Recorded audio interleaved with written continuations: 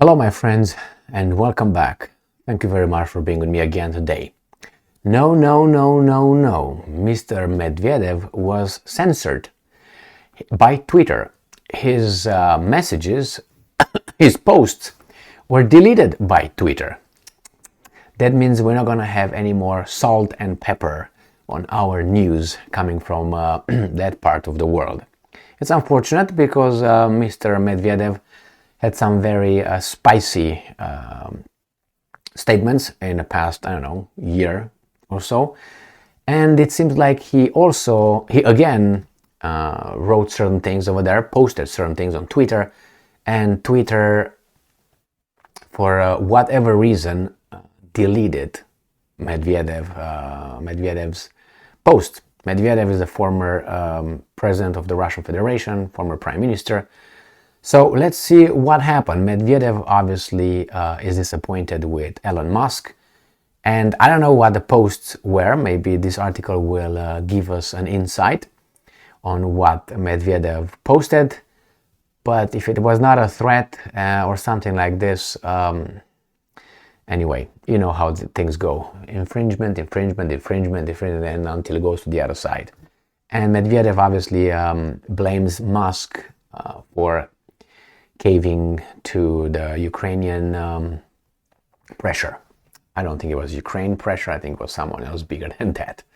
But let's see what's going on here. So this article, we have this Saint George right here. Saint Dmitry, actually. Ukrainska Pravda. Medvedev says Musk did not cope with task as Twitter bent over backwards for Ukrainians. This comes from May 1st, 2023. After Twitter deleted posts, plural, by Dmitry Medvedev, Deputy Secretary of the Russian Security Council, demanding to sever diplomatic relations with Poland, Medvedev said so. Medvedev then demanded to sever diplomatic relations with Poland. So what's wrong with that? Maybe the language was not appropriate or something? Medvedev said that Elon Musk, and I'm quoting, did not cope with the task, and the social media, and I'm quoting, banned to Ukrainians. Medvedev on Telegram. And I'm quoting, Twitter has banned under the State Department and the Kokols, the derogatory Russian terms for Ukrainians. I didn't know that. He did the same as he once did with Trump. Unfortunately, well, I don't think it was he who did it. I think it was Twitter who did it, not under his tutelage. Unfortunately, Elon clearly did not cope with this task. End quote. At the same time, Medvedev admitted that Russians quite cynically used Twitter, and I'm quoting, to promote our propaganda goals. Well, who doesn't? Because I'm not saying it's a good thing, but propaganda is, for instance, saying we're good, better, the other ones are worse. Is it true? No, you just say that. So that's a propaganda thing. If you want to go with propaganda, what propaganda could be. They are bad because we say so, we are good because we say so. Because Twitter has started to block Medvedev's posts, he said that he could do without the social media. Aww, please don't. Background. On April 26th, the Russian embassy said that the Polish authorities seized money from the accounts of the Russian diplomatic mission and trade office. On April 29th, it became known that Poland was starting to enter, which it did, seized, the building of 45 Kielecka based on a court decision. So they went into the kindergarten and they took over the kindergarten of the diplomats of the Russian embassy in Poland. The Russian ambassador to Poland called it a violation of the Vienna Convention and promised Moscow retaliation. So this is, let's try to be a general observation, or at least general reporting, and then let's analyze it. What happened? Something happened with the Russian embassy's funds, as they said, in Poland. Something. They say they took our money. The other guys are like, Then what happened? Something at the kindergarten, as I said, of the diplomats in Warsaw, Russian embassy in Poland, or to Poland. Now there are conflicting reports. One said that the Polish police entered over there and they seized it and said, we have a court order, this is a Polish building, it's property of the Polish government, it's not property of the Russian government or whatever. That's what they say. The Russians said that's not true. No, I don't know who's who and what's what. The Poles said they did not seize it, they just came and stayed, placed themselves, the police officers, in front of the entrance in the building, and that was it. The Russians said no, they stormed it and so on. So again, propaganda. No, yes, I influence you, I do this. The fact is, something happened with the funds. Secondly, that kindergarten was seized. Now, what is the legality of that? I do not know. The problem is, looking at what Poland did to the Russians in the past year and a half, almost. Hold your horses, hold your horses. Russia did not do anything to Poland in a year and a half. Did to Ukraine. And I don't remember Poland and Ukraine being partners, associates, allies. Anything written? Anything signed? No. So, okay. And then Poland started imposing sanctions on Russia without Russia doing anything to Poland. Correct? Well, Poland felt that Russia might do something. Well, I can go and do something, because I think those guys are going to attack me tonight. You know what I mean? You can't do that. So basically the Poles said, we're going to impose sanctions, we want to basically do this to you guys because you somehow did this to us indirectly and you threatened us and all that for the good. And anyway, let's move back. So the Russians said, we will not close the embassy. Because at one point the Russians were thinking about closing the embassy in Poland, and they said we will not close it because Russian citizens will need our embassy over there. So we'll see how far the Poles would go with this. I was about to call it harassment, but I'm not.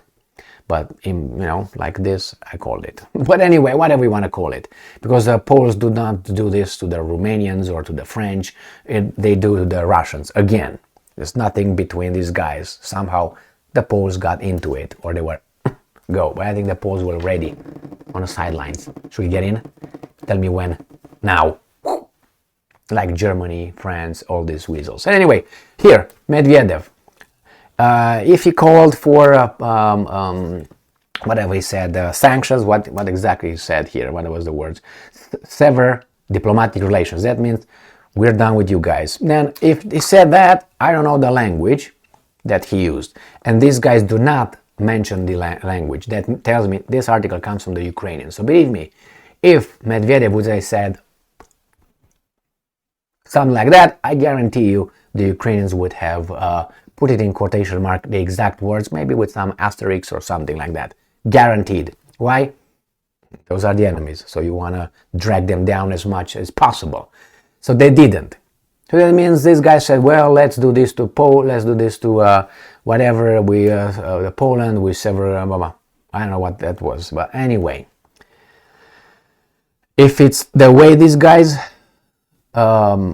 reported here, I think that was a bad decision. Not a bad decision. I think Medvedev might be right in his assessment that Musk just caved in and did what those guys wanted. But not Ukraine, because it's not Ukraine, it's some other ones. Because it was actually between Russia and Poland, not Russia and Ukraine, wasn't it? Yeah, so why would you, So if that's what it is, if like I say, okay, I don't have a Twitter account, just so you know.